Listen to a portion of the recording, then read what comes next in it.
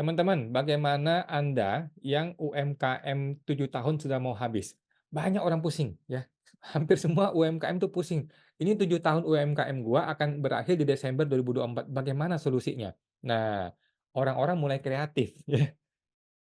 Jadi, orang-orang tuh bukannya patuh pada pajak, tetapi malah berkreasi ria, berkreatif ria, mencari berbagai solusi untuk menghindari pajak. Jadi jadi gini, eee yang lagi hot issue sekarang ya, yang lagi hot issue sekarang adalah bagaimana kalau istri bikin NPWP yang baru. Kan kalau seorang suami mau habis nih UMKM 7 tahun nih sampai Desember 2024. Kemudian istrinya tidak punya NPWP. Bagaimana kalau istri gua bikin NPWP 7 tahun NPWP baru nih ya, NPWP baru, kemudian harapannya dia bisa dapat 7 tahun lagi UMKM. Bisa nggak teman-teman? Bisa nggak? Oke. Nah, mari kita telaah teman-teman ya, dasar hukumnya bagaimana sih? Ada 3 kemungkinan teman-teman ya, ada 3 kemungkinan dasar hukum yang berhubungan di sini. Yang pertama begini, bahwa suami istri adalah satu kesatuan, ya. Di undang-undang di Indonesia, suami istri adalah satu kesatuan, oke. Hal ini menyebabkan ada beberapa kondisi teman-teman ya, beberapa kondisi di mana suami istri tetap tidak bisa dipisahkan, walaupun dia punya NPWP masing-masing, walaupun dia PHMT gitu. Contoh nih ya, suami istri saling kasih hibah, boleh nggak? Jawabannya boleh. Kenapa boleh? Karena satu kesatuan, nggak ada masalah, ya kan? Contoh lagi, omset dagang suami dan omset dagang istri itu digabung teman-teman ya, dalam rangka menentukan PKP, digabung, oke? Artinya apa? Artinya digabung, gitu loh. Penyatuan, satu kesatuan, oke? Contoh yang lain, penghasilan si istri nih ya, dan suami, itu perlu digabung dahulu dalam rangka hitung PPh-nya. Walaupun dia ada PH, ada PMT, walaupun dia beda NPWP, tetap digabung dahulu, oke? Nah, dari pemahaman ini, artinya kan istri itu kemungkinannya tidak bisa dapat UMKM 7 tahun. Itu ya, yang PPh final ini nggak dapat. Kenapa? Karena kuota 7 tahun sudah terpakai oleh diri dia sendiri dalam bentuk suaminya, gitu ya. Kan satu kesatuan suami istri. Ya kan? Kuota 7 tahun ini sudah terpakai oleh diri dia sendiri melalui NPP suaminya.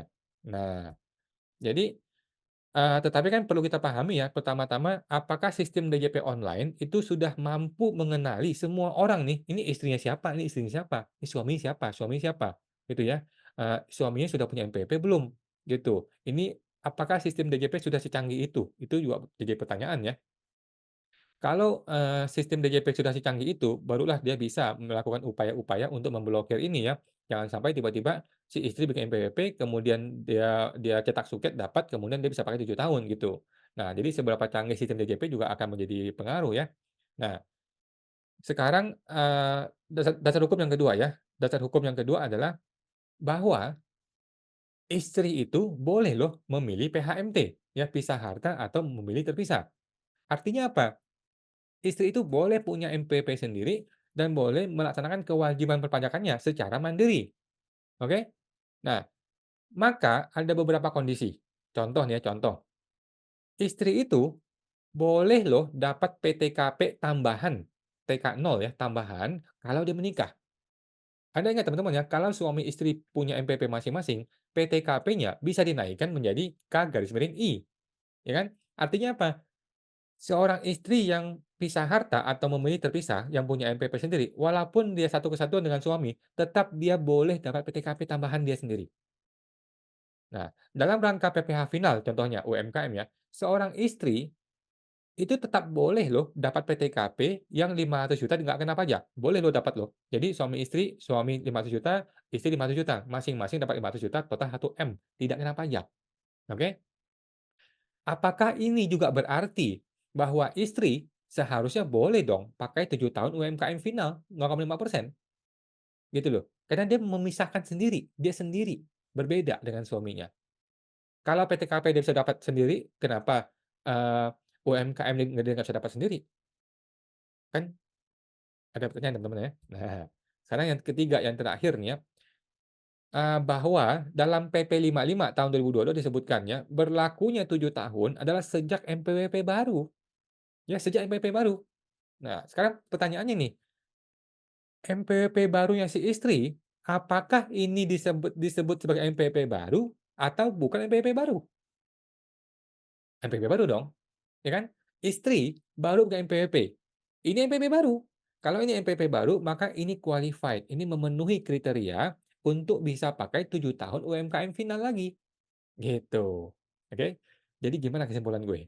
Kesimpulan gue adalah seharusnya bisa, oke? Seharusnya bisa kok, ya. Tetapi gue belum pernah coba ya, gue nggak punya istri dan teman-teman juga belum ada yang coba ya, mungkin di bulan Oktober, November Anda boleh deh mulai coba-coba iseng-iseng ya. Nah, gue sih udah email ke pajak ya, udah gue email ke informasi pajak tapi belum dibalas kayaknya, coba gue cek dulu. Oke, belum ada balasan dari ini ya, dari pajak ya, gue sudah ber-email mengenai hal ini. Nah, coba deh teman-teman, eee, kalau lu sudah melakukan ini, coba lu kasih tahu gua hasilnya. Teman-teman yang sudah punya istri, belum punya NPWP, kalau mau coba boleh ya, dibikin NPWP istri, kemudian cobalah cetak suket PP55.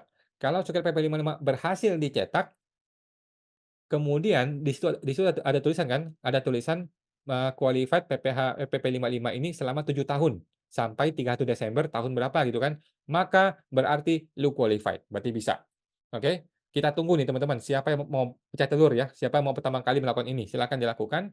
Kalau berhasil kasih tahu gua dan kita akan umumkan ya, bahwa sebenarnya bisa cara seperti ini ya. Inilah kreativitas orang Indonesia, luar biasa ya. Oke, pertanyaan berikutnya, bagaimana kalau anak? Kalau istri mungkin, gray area, agak membingungkan, gimana kalau anak? Nah, kalau anak yang dibikinkan NPWP oleh ayahnya, kemudian apakah anak ini bisa memiliki, kualifikasi UMKM 0,5% selama 7 tahun? Nah, ini sudah pasti bisa. Ini jawaban gua confirm, ini pasti bisa ya, tidak ada aturan yang melarang ini. Nah, walaupun dia satu kakak, yang banyak orang berpikir, "Kalau satu kakak gimana?" Ya nggak ada masalah ya. Anak itu sudah entitas yang terpisah, sudah berbeda entitas. Sedangkan suami istri satu entitas ya, suami istri walaupun beda NPWP adalah satu entitas. Nah, sedangkan anak itu sudah pasti beda entitas. Sehingga gua confirm kalau anak pasti bisa. Silakan kalau lu mau meneruskan UMKM itu kepada si anak, boleh silakan. Tetapi pakai rekening anak ya, pakai rekening anak, NPWP anak. Nanti kalau mau bagi hasil ya tinggal ambil sebagai hibah, begitu. Ya, orang Indonesia ini kreatif sekali ya, luar biasa ya orang Indonesia ini ya. Sekarang, apa solusi lainnya? Solusi lainnya adalah yang sering-sering gua katakan adalah, bikinlah PTP atau CV, oke? PTP itu PT perorangan ya, atau perseroan perorangan atau CV. Ini dia bisa pakai 4 tahun lagi untuk UMKM 0,5%, oke? Kalau lu bisnisnya di dunia jasa, pakailah PTP kayak gua. Kalau lu industrinya di dagang, pakailah CV ya, atau PTP juga boleh, gitu. Tetapi ada konsekuensi guys, ada konsekuensinya kalau lu pakai, badan, maka lu wajib pembukuan. Nah ini yang orang Indonesia tuh males banget. Orang Indonesia tuh malas bikin pembukuan, gitu ya, karena ribet gitu, menjurnal lah, akuntingnya lah, gimana lah. Orang Indonesia tuh tidak mau ribet ya, orang Indonesia tuh punya ciri khas, tidak mau ribet. Nah, akibatnya apa? Yang kaya siapa? Yang kaya orang-orang kayak gue nih, konsultan pajak gitu ya. Kita-kita yang kaya karena kita dibutuhkan untuk bikin akunting ini, gitu ya. Jadi menurut gua, eee, ya ini solusi yang salah satu yang bagus juga ya, kalau memang kita perlu pembukuan, ya pembukuan gitu ya. Tetapi akibatnya orang jadi males karena ada pembukuan gitu. Ada yang namanya compliance cost ya, ada yang namanya biaya untuk menjadi patuh, ada biayanya. Lu mesti bayar konsultan pajak, mesti bayar akunting, biaya biaya ini kadang-kadang orang nggak mau bayar gitu loh. Jadi, ya sudah begitu. Tetapi ini solusi yang baik ya, bikin PTP atau CV adalah solusi yang baik. Kemudian, bagaimana dengan metode norma ya? Metode norma di OP, apakah ini bisa berjalan ya? Nah, menurut gua nggak bisa jalan ya teman-teman ya. Pajak untuk metode norma di orang pribadi itu bisa sampai lebih dari 10 kali lipat. Lebih dari 10 kali lipat loh ya, jauh banget ya. Jadi gua rasa tidak ada orang yang akan mau kembali ke metode lama ini, nggak ada ya. Kalaupun orang pakai metode norma, kalaupun ada orang yang mau kembali ke metode norma ya, jadi nggak mau bikin PTP, nggak mau bikin CV, dia mau metode norma ya. Orang-orang ini tetap akan bayar pajak kok, yang sama dengan yang sebelumnya, teman-teman ya. Alias dia punya omset diturunin, gitu ya. Jadi dia tetap akan bayar pajak, ya sama dengan sebelumnya, cuman dia punya omset diturunin. Kalau omset diturunin, apa akibatnya? Ujung-ujungnya akan terjadi perburuan di kebun binatang, teman-teman ya. Terjadi potensi korupsi dan sebagainya dan sebagainya.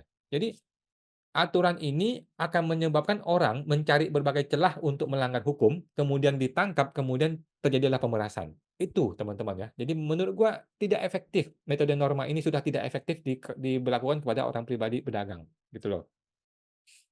Karena gini, kita masih ingat apa sih filosofinya? Filosofi dari tujuan berakhirnya 7 tahun ini apa sih?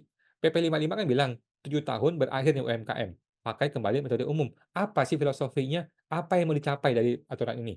Cuma ada 2 kan? Yang mau dicapai yang pertama adalah keadilan, ya. Ingin memberi keadilan supaya sama seperti pekerja-pekerja kantoran contohnya gitu ya. Yang kedua adalah supaya pajak bisa naik, kan sesimpel itu ya. Yang pertama memberi rasa keadilan, yang kedua supaya pajaknya naik, kan gitu. Nah, tetapi apakah itu akan tercapai? Jawabannya enggak, teman-teman ya. Apakah keadilan akan tercapai? Jawabannya enggak. UMKM-UMKM ini ya, para pedagang-pedagang ini, tetap akan mencari berbagai cara untuk tetap bisa memanfaatkan 0,5% final. Contohnya, dia bikin NPP istrinya lah, NPP anaknya lah, bikin PTP lah, akhirnya keadilan tidak tercapai, ya kan? Kemudian, apakah pajak akan naik? Jawabannya juga tidak, teman-teman ya. Orang yang tetap pakai norma akan tetap bayar dengan nilai yang sama, alias omset diturunin. Orang yang berganti alih menjadi istri, anak, atau PTP tetap sama bayar 0,5%. Jadi pajak tidak naik. Jadi percayalah sama gua, perubahan sistem dari metode final menjadi non final ini tidak mempengaruhi penerimaan pajak. Percuma, percuma. Solusi terbaiknya apa? Nah, sekarang gimana solusi terbaiknya teman-teman ya? Menurut gua gini loh, sesuatu yang sudah mudah, janganlah dibikin sulit. Ya nggak, guys? Coba deh lu komentar, guys. Sesuatu yang sudah mudah, jangan dibikin susah, ya kan? Sesuatu yang sudah nyaman, jangan dibuat repot, kan gitu. Jadi menurut gua, solusinya ya Ibu Sri Mulyani sudah mau dipecat ya? Sorry, sudah mau resign. Pak Prabowo dan Menteri Keuangan yang baru ya, biarkanlah PPh final ini diperpanjang, diperpanjang. Tetapi lu atur tarifnya, Bos, ya, atur tarifnya ya. Contoh nih ya, ini kita mengacu dari berbagai negara lain ya. 7 tahun pertama mungkin lu pakai 0,5%. Nah, lu kasih lagi 7 tahun kedua itu 1%, 7 tahun ketiga 2%. Kan enak begitu kan? Enak caranya, ya. Jadi 7 tahun pertama pedagang-pedagang baru 0,5%, 7 tahun kedua kan lu sudah mulai establis nih 1%, 7 tahun ketiga kan sudah enak lu nih pakailah 2%, contohnya gitu ya. Nah, jadi kemudahan tetap diakomodir tapi tarif pajaknya dinaikin. Gitu teman-teman ya. Oke, teman-teman ya, itu teman-teman ya buat solusinya. Oke, semoga terbantu. Sampai jumpa lagi.